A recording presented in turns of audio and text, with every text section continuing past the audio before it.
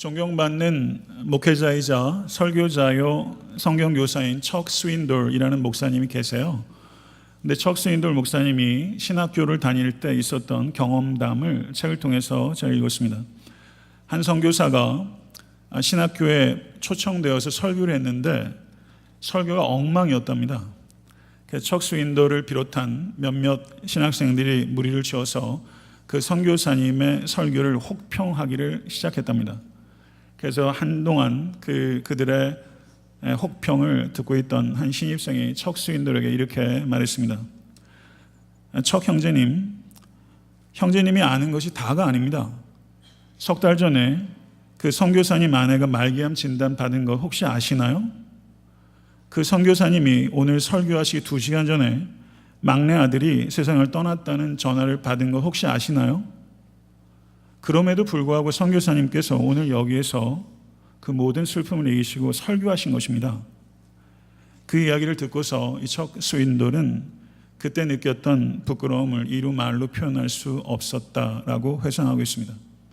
척 스윈돌이 이렇게 말합니다. 나는 상상하기 어려운 힘든 고난 가운데 소박한 설교를 한 그리스도 안에 있는 형제를 교만하게 판단했던 것입니다. 나는 사실을 제대로 알지 못했던 것입니다. 성도 여러분, 여러분과 저도 몇 가지 정보를 가지고 몇 마디 대화 나눈 것 가지고 몇 차례 만남 가진 것 가지고 너무나 단편적인 이해를 가지고 제대로 알지도 못하면서 다른 사람을 비방한 적이 얼마나 많은지 몰라요. 오늘 본문의 말씀은 바로 그 비방에 관한 하나님의 말씀입니다. 본문 강의에 들어가기 앞서서 오늘 본 말씀이 위치하고 있는 문맥의 앞뒤 내용들에 대해서 간략하게 설명하도록 하겠습니다. 야고보서에는 시험과 지혜와 물질에 대한 3가지 주요한 주제가 있습니다.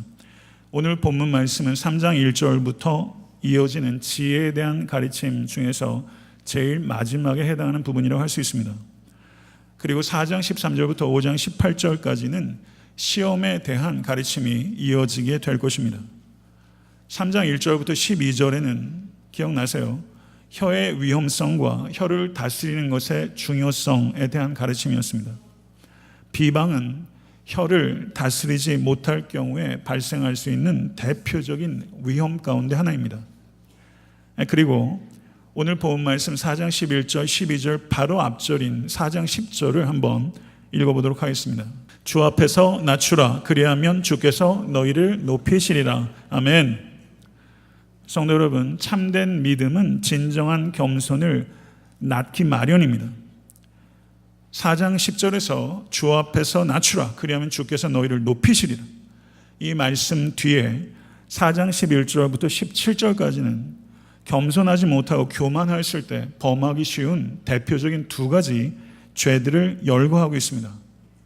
그래서 오늘 본 말씀 4장 11절부터 12절은 저를 한번 따라해 보시죠. 재판관 노릇하는 교만. 재판관 노릇하는 교만에 대한 경고이며, 그리고 추후에 제가 강의하게 될 4장 13절부터 17절은 저를 한번 따라해 보세요. 왕 노릇하는 교만. 왕 노릇하는 교만에 대한 경고입니다. 이렇게 오늘 말씀 4장 11절부터 12절의 앞뒤 문맥에 대해서 제가 간략하게 말씀을 드렸어요. 여기에 기초해서 오늘 말씀을 이해해 보도록 하겠습니다. 사도 야고보는 형제들아 서로 비방하지 말라라고 명령하고 있습니다. 여기서 비방하다라고 번역되고 있는 헬라어가 카타랄레오라는 동사입니다. 스스로 우월한 위치에 서서 다른 사람들을 낮추어 말하다, 이런 의미가 이 카타랄레오란 단어에 포함되어 있다는 것입니다. 누군가를 비방하는 배경에는 그 비방의 대상에 대한 평가절하가 있고, 그리고 그 사람을 비방하면서 은연중에 자신이 우월해 보이도록 하려는 마음이 다 있는 것입니다. 성도 여러분, 우리 모두는 하나님의 은혜로 값없이 구원받은, 용서받은 죄인인 줄로 믿습니다. 하나님의 은혜로 구원을 얻은 우리에게 다른 사람을 낮추어 말할 수 있을 정도의 높이가 여러분과 저에게 없다는 것입니다. 이것을 기억할 수 있게 되기를 바랍니다. 우리 그리스도인들은 서로를 어떻게 바라봐야 할까요? 우리는 형제입니다. 11절을 한번 보세요. 11절을 보게 되면 거기에 아델포스, 형제들아, 형제를 비방하는 자나 형제를 판단하는 자는, 형제라는 단어가 몇 번 등장하죠? 3번 등장해요. 그 다음에 12절 한번 보세요. 12절 제일 마지막에 너는 누구이기에 이웃을 판단하느냐 라고 말하면서 우리가 누구라고요? 우리가 이웃이라는 겁니다.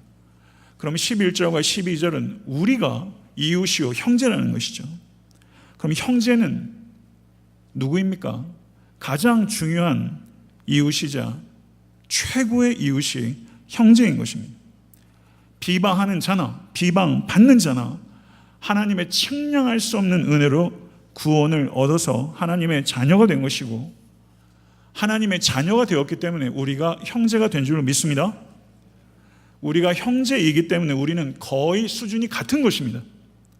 그러므로 누구라도 다른 사람보다 우월하다고 주장하거나 우월감을 행사하는 것은 전적으로 부적절하다는 것을 우리는 기억해야 할 것입니다.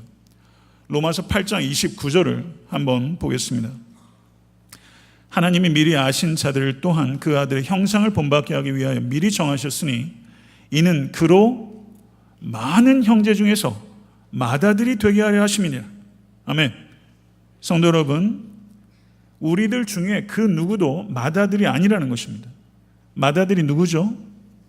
예수 그리스도예요. 우리는 맏아들이 아니에요. 우리는 대등한 식구인 줄 믿습니다.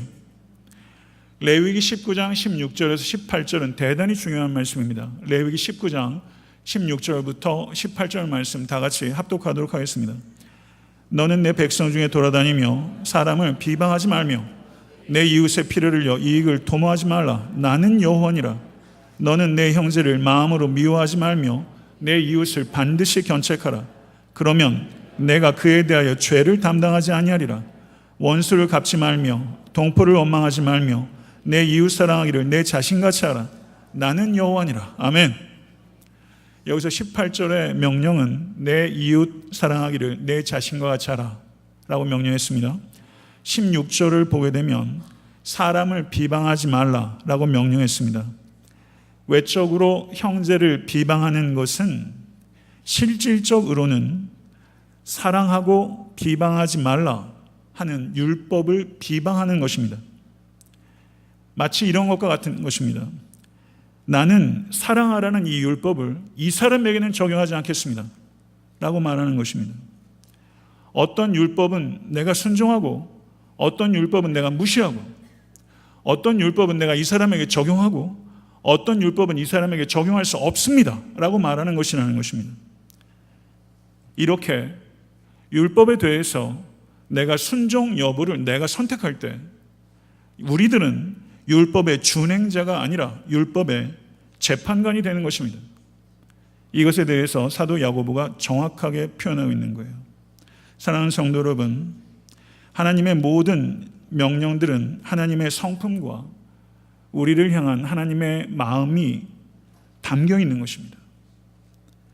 우리에게 완벽하게 부합하는 은혜가 율법인 것입니다. 율법도 우리에게 주신 하나님의 은혜의 통로인 것입니다. 믿으십니까? 하나님의 성품과 우리를 돌보시는 하나님의 마음이 율법에 표현된 거예요. 그래서 이 율법을 취사 선택할 수 있는 권한이 우리에게 주어져 있지 않습니다. 다만 율법이 지금 이곳에서 우리의 삶에 어떤 의미와 의의를 가지고 있는지를 해석하고 그리고 적절하게 적용하는 것, 성령을 의지해서 적절하게 해석하고 적용하는 책임이 우리에게 주어져 있는 것이지, 그 율법을 순종할 것인지 무시할 것인지 하는 선택권이 여러분에게 주어지지 않았다는 것을 기억하실 수 있게 되기를 바랍니다. 다시 레위기 말씀으로 돌아가면요, 레위기 19장 18절과 16절에 두 개의 명령이 있어요. 비방하지 말라 16절, 사랑하라 18절. 근데 17절을 한번 보겠습니다. 내 이웃을 반드시 견책하라. 여기에서 우리가 깨달아야 되는 것이 있습니다. 참으로 잘못을 범한 죄인에게는 반드시 견책해야 되는 책임이 성도와 교회에게 있다는 것을 강조하고 있는 것입니다. 비방하지 말라. 그러나 죄 짓는 형제에 대해서는 반드시 견책하라. 이 균형을 가져야 된다는 것이죠. 그렇지만 거기에 17절에 뭐라고 말합니까? 책망하되 미워하는 마음으로 하지 말고 사랑하는 마음으로 해라. 이렇게 균형을 잡고 있다는 것입니다. 그러므로 레위기에서 말씀하고 있는 바는 판단 자체를 성경은 금지하는 것이 아니라 사랑 없이 미움으로 자신의 입장이나 이익을 지키기 위해서 악의적으로 비방하는 것을 금지하고 있는 것이다. 이렇게 우리는 이해할 수 있다는 뜻입니다. 성도 여러분, 우리 주님께서도 요한복음 7장 24절에서 이렇게 말씀하셨어요. 외모로 판단하지 말고 공의롭게 판단하라고 하셨어요. 그리고 잘 아시는 대로 산상수훈에서 마태복음 7장 1절 4절을 우리 같이 한번 읽어보도록 하겠습니다. 비판을 받지 아니하려거든 비판하지 말라. 너희가 비판하는 그 비판으로 너희가 비판을 받을 것이요 너희가 헤아리는 그 헤아림으로 너희가 헤아림을 받을 것이니라.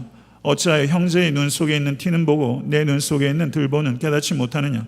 보라, 내 눈 속에 들보가 있는데 어찌하여 형제에게 말하기를 나로 내 눈 속에 있는 티를 빼게 하랴 하겠느냐. 주님께서 말씀하셨습니다. 예수님의 이 가르침 역시 판단 자체를 피하라고 말씀하신 것이 아닙니다. 성경은 우리에게 비판적 기능을 발휘하지 말고 잘못은 얼렁뚱땅 대충 눈 감아주고 진리와 오류, 선과 악 분별하라는 것 하지 마시오 라고 성경이 우리에게 가르칠 리가 없습니다. 성경의 하나님은 그리고 성육신하신 우리 주 예수 그리스도는 진리를 사랑하시고 위선을 미워하십니다. 그리고 우리가 중생할 때 우리 각자에게 부어주신 성령은 진리의 영인 줄로 믿습니다. 성도 여러분, 하나님께서 우리를 창조하실 때 하나님의 형상을 따라 지음 받으셨다는 것을 진실로 믿으십니까? 하나님의 형상대로 지음을 받았다는 가장 중요한 의미 가운데 하나는 인간이 판단할 비판적 능력을 가지고 있다는 것, 이것이 하나님의 형상대로 지음받았다는 한 중요한 요소라는 것을 기억하실 수 있게 되기를 바랍니다. 그렇다면 분별은 비판적 사고를 하는 것이다. 이렇게 이해할 수 있을 것입니다. 그렇다면 다시 비판치 말라라고 성경이 말할 때 이 의미는 무엇인가? 이것은 다시 한번 말하거니와 비판 자체를 하지 말라는 뜻이 아니라 저를 한번 따라해 보시죠. 공평하지 못하고 무자비한 재판관 같은 비판. 공평하지 못하고 무자비한 재판관 같은 비판을 삼가라. 이것이 성경의 뜻이라는 것입니다. 로마서 2장 1절부터 3절의 말씀을 제가 읽겠습니다. 그러므로 남을 판단한 사람아 누구를 막론하고 내가 핑계하지 못할 것은 남을 판단하는 것으로 내가 너를 정죄함이니 판단하는 내가 같은 일을 행함이니라. 이런 일을 행하는 자에게 하나님의 심판이 진리대로 되는 줄 우리가 아노라. 이런 일을 행하는 자를 판단하고도 같은 일을 행하는 사람아 내가 하나님의 심판을 피할 줄로 생각하느냐. 사도 바울의 말입니다. 한 심리학자가 자신의 잘못에 대해서 너그러우면서 타인의 잘못에 대해서 가혹한 것을 도덕적 고개라고 표현했습니다. 저는 매우 적절한 표현이라고 생각합니다. 비판하는 사람을 실상을 뒤집어 보면 비판당하는 사람보다 더할 때가 너무 많아요. 도덕적 고개를 멈추라는 것입니다. 만약에 멈추지 않으면 고개하는 사람이 땅에 떨어지는 것처럼 우리가 도덕적 고개를 계속하게 되면 언젠가는 심각하게 떨어질 것이다. 이것이 성경의 경고라는 것이죠. 성도 여러분, 하나님께서는 여러분에게 재판관이 되라고 하지 않습니다. 왜냐하면 예외 없이 우리들은 다른 사람의 마음이나 동기를 바르게 평가할 수 없기 때문입니다. 재판관이 되는 것은 의로우신 재판관이신 하나님의 자리를 빼앗는 것이고 하나님 노릇하는 심각한 죄라는 것을 잊지 않으시는 모든 권속되실 수 있게 되기를 바랍니다. 재판관과 같이 비판하는 사람들이 가정에도 있고 교회에도 있어요. 재판관과 같이 비판하는 사람은 다른 사람들에 대해서 항상 부정적입니다. 편협합니다. 그리고 심지어 파괴적이기까지도 하고 타인의 동기를 어떻게 그렇게 잘 아는지, 그리고 타인의 동기를 최악으로 평가합니다. 그리고 타인의 실수를 적극적으로 찾아내고 흠집을 내고, 약점을 덮어주지 않고 약점을 극대화시키고 약점을 이용하기까지도 하는 것이죠. 이런 사람들이 재판관같이 비판하는 사람들입니다. 이런 사람들에게는 진실을 어기는 죄이기 이전에 겸손을 어기는 죄가 있는 것이고, 이와 같은 재판관 같은 비판의 배후에는 다른 사람들보다 내가 우월하고 군림할 수 있다는 능력과 권위와 도덕성이 있다는 착각이 있는 것입니다. 재판관과 같은 비판은 하나님으로부터 오는 것이 아니라 사탄으로부터 오는 것이고, 재판관 같은 비판은 가정을 멍들게 하고 교회를 병들게 하는 것입니다. 이것을 잊지 않는 모든 권속되실 수 있게 되기를 간절히 축원합니다. 반면에 분별은 긍정적 비판이라고 할 수 있습니다. 분별의 동기는 사랑입니다. 분별의 목적은 세움입니다. 분별의 목적은 현실을 정확하게 판단하고 진단해서 개인과 공동체를 세우는 것, 이것이 분별의 목적이에요. 분별은 성령께서 주시는 것이고 성령의 선물입니다. 오늘 예배에 참석하신 모든 성도님들께 이 분별의 선물이 임할 수 있게 되길 간절히 축원합니다. 성도 여러분, 갈라디아서 6장 1절을 보게 되면 분별할 것을 가르치고 있습니다. 갈라디아서 6장 1절 말씀 다 같이 한번 읽어보도록 하겠습니다. 형제들아, 사람이 만일 무슨 범죄한 일이 드러나거든 신령한 너희는 온유한 심령으로 그러한 자를 바로잡고 너 자신을 살펴보아 너도 시험을 받을까 두려워하라. 아멘. 여기서 사도 바울은 다시 형제들아 라고 말하고 있어요. 우리가 누구라고요? 재판관이 아니라 형제라고요. 야고보도 형제라고 한 절에서 3번이나 반복했는데 사도 바울도 6장 1절에서 형제들아 라고 말하고 있습니다. 그런데 여기에서 바로 잡으라 라고 했을 때 이 동사가 어디에 쓰이냐면요, 마가복음 1장 19절에 이 단어가 쓰입니다. 마가복음 1장 19절을 한번 같이 한번 읽어보도록 하겠습니다. 조금 더 가시다가 세베대 아들 야고보와 그 형제 요한을 보시니 그들도 배어있어 그물을 깁는데, 여기서 동사가 그물을 깁다라는 동사가 있죠. 이 단어가 갈라디아서 6장 1절에서 바로잡다, 이 동사는 같은 동사예요. 그러니까 범죄한 형제를 바로잡는 것은 그물을 깁는 거예요. 그물을 씻고 그물을 수선하고 그물을 접고 이렇게 정리하는 거죠. 그래서 그물을 검사하고 분해하고 수리하는 과정들이 포함된 매우 적극적인 행위, 이것이 바로 잡는 것입니다. 성도가 범죄한 것이 드러났을 때 남의 일에 참견하지 않겠다라는 마음으로 그냥 유야무야 다 덮어두고 가는 것, 아무것도 하지 않는 것, 옳지 않다는 것입니다. 그물을 깁는 마음으로 그것을 바로 잡아야 하는 것입니다. 그런데 누가 바로 잡습니까? 어떻게 바로 잡습니까? 마태복음 18장 15절에서 17절의 말씀을 읽겠습니다. 내 형제가 죄를 범하거든 가서 너와 그 사람과만 상대하여 권고하라. 만일 들으면 내가 내 형제를 얻은 것이요, 만일 듣지 않거든 한두 사람을 데리고 가서 두세 증인의 입으로 말마다 칭찬케 하라. 만일 그들의 말도 듣지 않거든 교회의 말하고 교회의 말도 듣지 않거든 이방인과 세리와 같이 여기라. 이렇게 말씀하고 있죠. 범죄한 형제를 바로잡을 때 15절 보십시오. 내 형제를 얻게 될 것이다, 이렇게 말을 하고 있습니다. 바로잡는 일들이 가정에도 회복되어야 되고 교회에도 회복되어야 되는 것입니다. 여러분, 신앙생활하면서 치리에 대한 설교 들어본 적 있으세요? 교회의 치리. 교회가 진정으로 부흥하기 위한 가장 중요한 요소 가운데 교회의 치리입니다. 저도 여태까지 10년 목회하면서 치리에 대한 설교해 본 적이 없어요. 조만간 제가 이 치리에 대한 성경적 이해에 대해서 말씀을 드릴 거예요. 교회가 바로 잡는 거죠. 이것을 우리가 어떻게 이해할 것인가. 현대 기독교는 치리의 기능이 없습니다. 캐톨릭에는 그런 영향들이 있죠. 근데 여러분, 기독교의 치리란 말 여러분 들어보셨어요? 이렇게 성경적이고 또 성경적 치리가 이루어지고 그 치리를 잘 받아들여서 바로 잡히는 일들이 여러분 신앙생활에서 보실 수 있으셨습니까? 이게 굉장히 어려운 문제라는 거죠. 이것에 대해서 저도 많은 관심을 가지고 있고, 이것에서 개인의 어떤 판단이나 경험이 아니라 성경적 의미의 진리에 대해서 바르게 이해하고, 그렇게 돼서 개인과 교회가 건강해지고 건전해지게 되는 것이죠. 성도 여러분, 누가 바로 잡습니까? 갈라디아서 6장 1절을 보게 되면 신령한 사람이 바로 잡는다. 누가 신령한 사람입니까? 성령의 인도하심을 받아 성령으로 행하며 성령의 열매가 나타나는 사람이 신령한 사람입니다.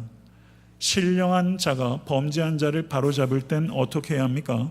온유한 심령으로 바로잡으라고 했습니다. 온유함은 무엇입니까? 나 자신도 연약하고 어리석어서 죄를 짓기 쉬운 성향이 있다는 것을 잊지 않는 것, 거기에서 나오는 겸손함, 이것을 온유함이라고 하는 것이죠.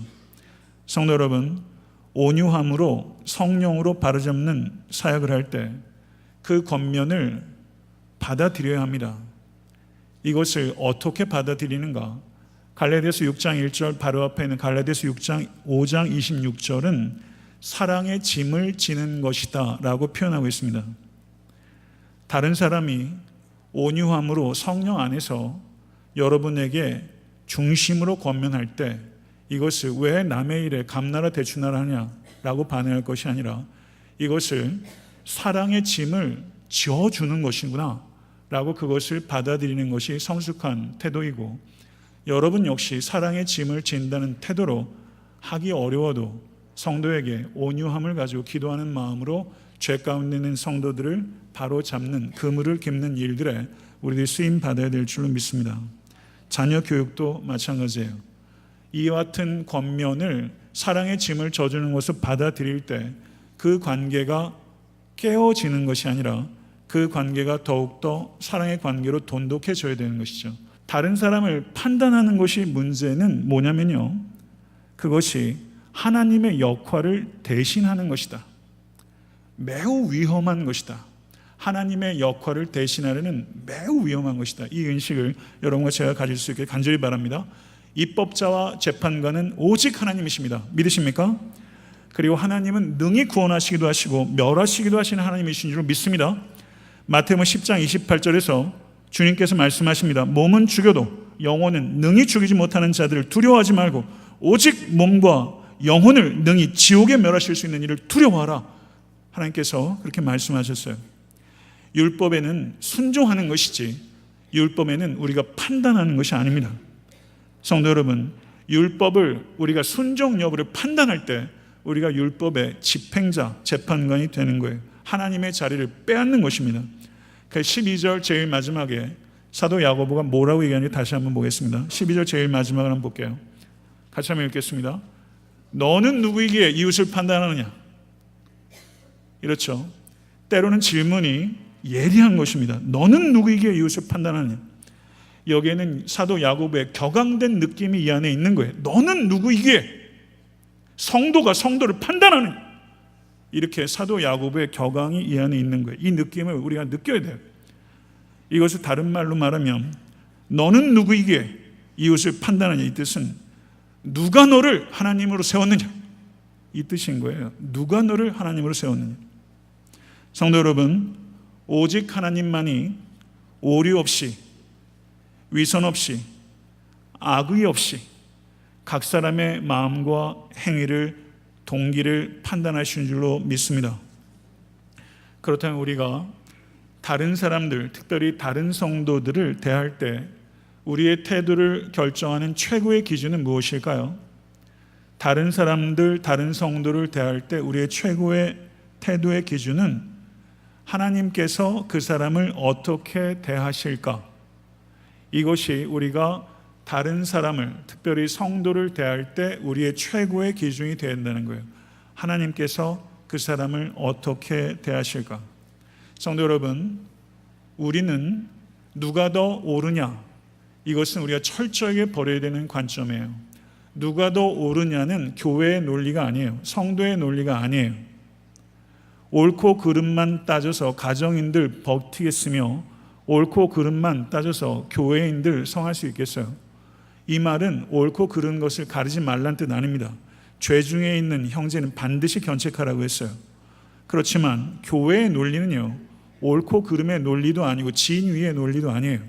교회의 논리는 은혜의 논리예요. 우리는 형제라는 거예요. 이게 우리의 관점이 되실 수 있게 간절히 축원합니다. 이것을 꼭 기억하십시오. 누가 더 옳으냐?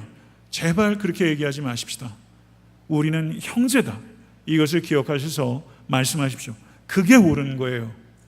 우리가 형제라는 것을 관철시키는 세계관과 그와 같은 삶의 적용이 있는 것, 그것이 하나님 보시기에 옳은 것입니다. 믿으십니까?